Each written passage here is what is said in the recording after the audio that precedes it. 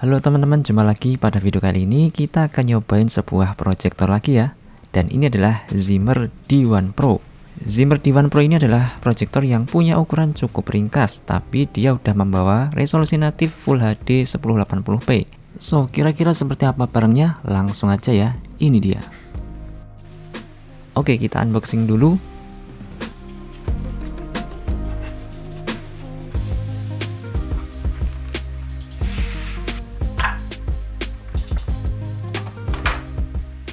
Pertama kita akan dapat kertas manual penggunaan, kemudian ada kabel power beserta adaptornya, lalu ada kabel HDMI to HDMI, selanjutnya ada remote, dan terakhir tentu aja ini dia unit proyektornya.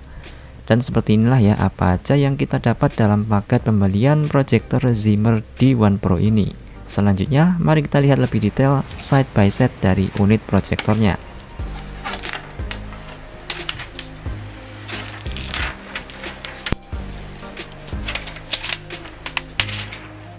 Pertama, di bagian atas ini terdapat wheel untuk mengatur fokus. Kemudian yang tengah berbentuk lingkaran ini adalah tombol power yang tipenya adalah capacitive button. Selanjutnya di bagian belakang sini terdapat port untuk ke power, lalu ada port HDMI, di sampingnya lagi ada port USB, dan terakhir ada infrared receiver. Kemudian bagian bawahnya seperti ini ya, yang mana di bagian tengahnya sudah ada lubang untuk ke mounting juga. Dan seperti inilah tampilan bagian depan sekaligus tampilan lensa dari proyektornya. Dari desain dan build quality saya akui ini cukup keren ya. Bentuknya sekilas malah mirip kayak sebuah speaker. Dan berikut ini adalah spesifikasi singkat dari proyektor Zimmer D1 Pro ini. Pertama, dia teknologi displaynya adalah tipe LCD, lalu punya resolusi natif di Full HD 1080p, brightness di 260 ANSI, jadi bisa dikatakan ini adalah kategorinya masih kelas proyektor home theater ya. Punya 2x3 watt internal speaker, jadi udah dilengkapi stereo speaker, dan dia punya bobot di 1,9 kg. Kemudian untuk projection size dan distance, ini bisa dipasang di jarak 0,85 sampai 2,53 meter dengan projection size di 30 sampai 100 inci. Oke, selanjutnya mari kita coba nyalakan.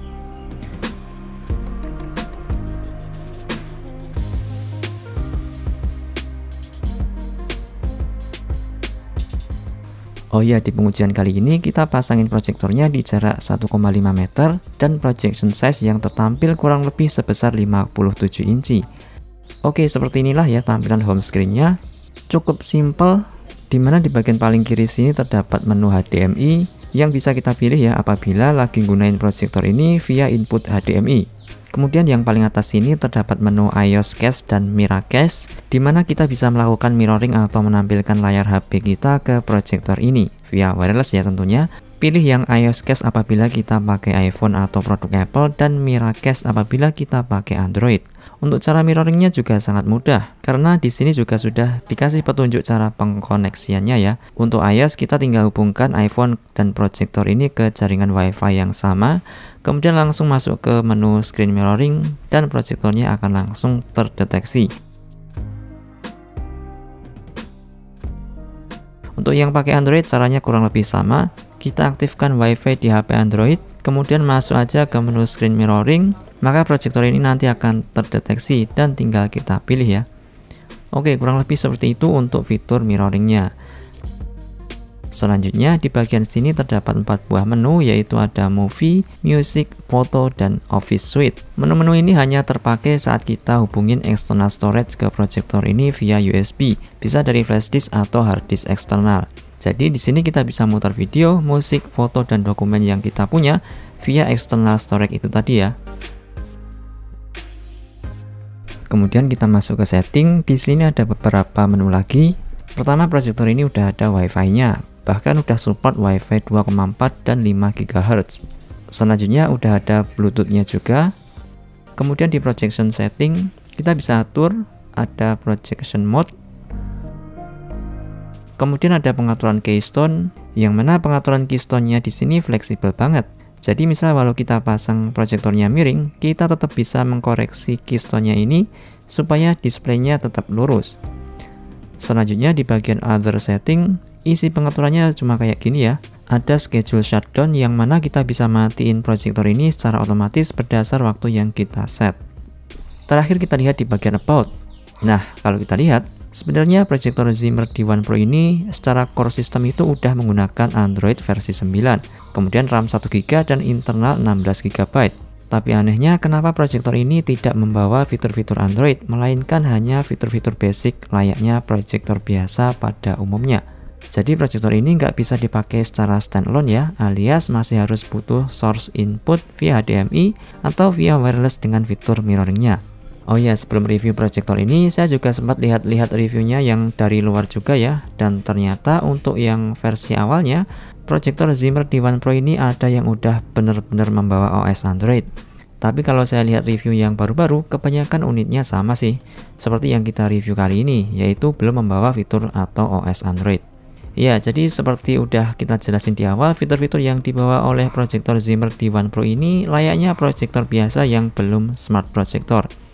Oh ya, tapi di sini juga ada menu software update-nya yang mana saya berharapnya sih akan ada software update untuk menambahin fitur-fiturnya. Mengingat ini tuh core-nya udah Android gitu loh. Sayang banget lah. Dan terakhir kita akan lihat dari sisi kualitas display yang ditampilkan serta kualitas stereo speakernya juga.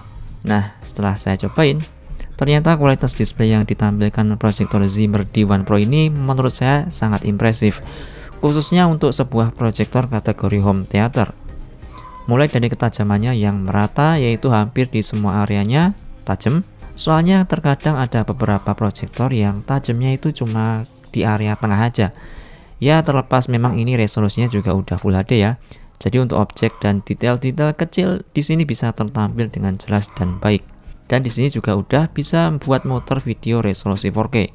Untuk warnanya juga udah nggak perlu diraguin. Di sini warnanya udah vibrant atau gonjreng, tapi masih natural dan enggak yang lebay. Dan klaimnya ini juga udah support HDR10, jadi no complaint lah, dari warna udah bagus. Kemudian dari brightness dan kontrasnya juga bagus. Rekomendasinya ini proyektor memang dipakai di kondisi gelap ya, tapi kalau di kondisi yang agak lebih terang ternyata gambarnya masih terlihat lumayan jelas. Sebelum ini saya juga pernah review beberapa proyektor lain juga ya, dan minimal sampai saat video ini dibuat, proyektor Zimmer D1 Pro ini menurut saya adalah proyektor dengan output display paling baik yang pernah saya cobain sejauh ini. Paling nggak untuk kategori proyektor home theater ya. Saya akui ini outputnya cukup impresif. Kemudian untuk kualitas speakernya ternyata juga bukan kaleng-kaleng. Kualitasnya udah bagus banget, suaranya keras, detail, dan ngebass. Udah lebih dari cukup lah kalau cuma dipakai buat nonton. Berikut adalah sampel suaranya.